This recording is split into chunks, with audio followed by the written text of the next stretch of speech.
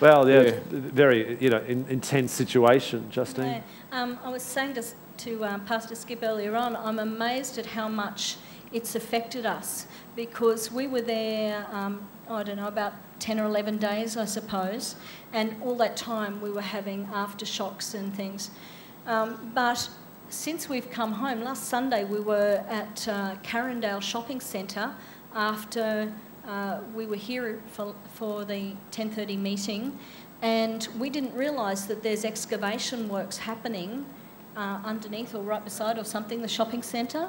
We were sitting in the food court and this rumble started. And we just, both of us sat on edge. You felt your adrenaline and everything kicked in, and straight away you're looking for where's the exit, what's between me and that, what have I got to get through to get to the exit? And it's like an instant reaction, I found the first couple of days home, I'd walk into a room and I was looking for, I just automatically, it's not that I'm a fearful person and it's not that I was, being melodramatic, but you automatically look for, well, what can I get under?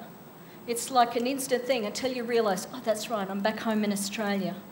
And almost too with it, we found, we travelled with people who were leaving New Zealand and coming to Australia.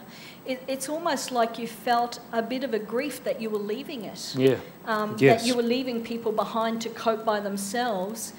So that's been something we've had to work through as well. Excellent. Well, we're just so glad that you're back home. Thank you. And that you're safe and sound. Can we just thank you guys. Thank you for sharing your hearts with us tonight and taking that time. I really, really appreciate you guys. Thank you.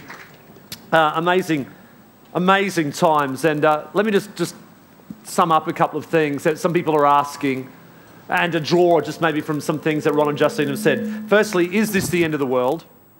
Well, it's not 2012 yet, it's only 2011. Is this the end of the world? No and yes.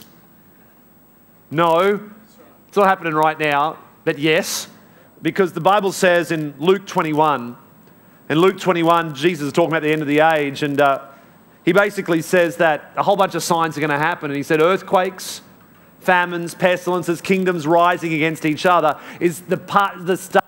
He goes, this isn't the end, but it's the start of the end. So don't get fearful or surprised. It's what's going to happen.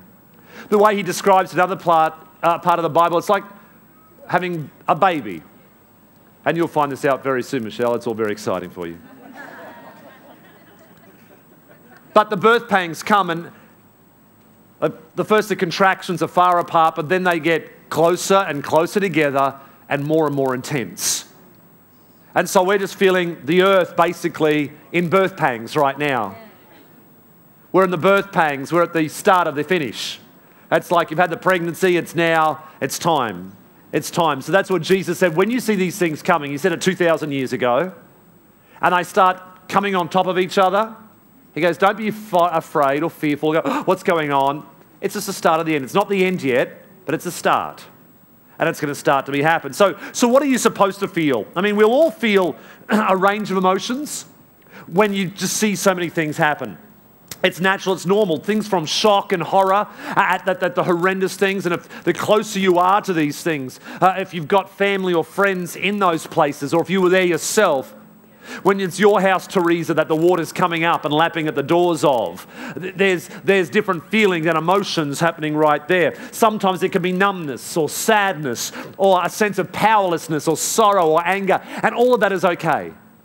All of that is good. But while our emotions vacillate a whole bunch of places, can I just suggest we've got to be careful not to let them polarize around any of these things, especially around two extremes. And one extreme is to switch off. The one extreme on down one end is the don't care, deny the emotions. It's like, I can't do anything about it. Oh, whatever. I'll just go and I don't know what else. Go and put a DVD and just shut off from the world. You're not acknowledging your emotions. It's not there. And the Bible says we've got to be careful, because another sign at the end of the age, because a whole bunch of stuff is happening. Jesus tells us in Matthew 24 and verse 10 to 12, he says people getting offended, people hating each other, and listen, that the love of many growing cold.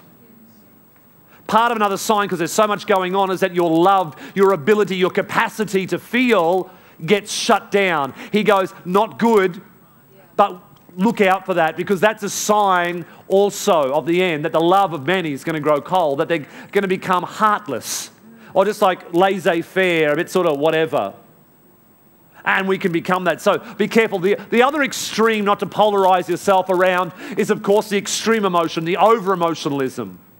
The thing where you can't get out of bed or operate, or because you're paralyzed by the emotion of what happens, and because you think about it so much and you enter into it so much that it becomes so intense for you that what do we do? And both of those things, and we'll be somewhere in between, but if we land in one of those, we're in a bit of trouble.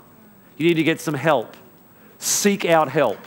Come and say to somebody, I need some help dealing with this. That's okay.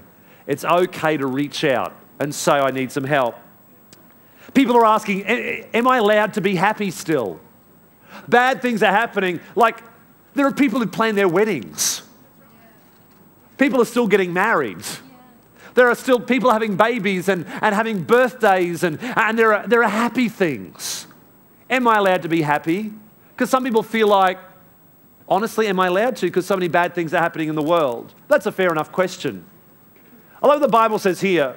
And might sound simplistic, but I like what the Bible says in Romans 12 and verse 15. It says, be happy, we can put that up there, yeah, with those who are happy, and weep with those who weep. That's right. So, for people whose lives are happy, you can actually get happy with them. But for people who are going through sad times, you can actually just cry with them as well. And one does not preclude the other, because it's about them more than about you. If their life is happy right now, you can rejoice with them. If someone's going through a hard time, you can weep with them. And find yourself located in each of those and serve them by rejoicing with them or by weeping with them. There's nothing worse than when you're happy and someone's a downer around you. It's like, how can you be happy? Don't you know what's just happened? It's like, yeah, but people process things at different places. See, it's not about you.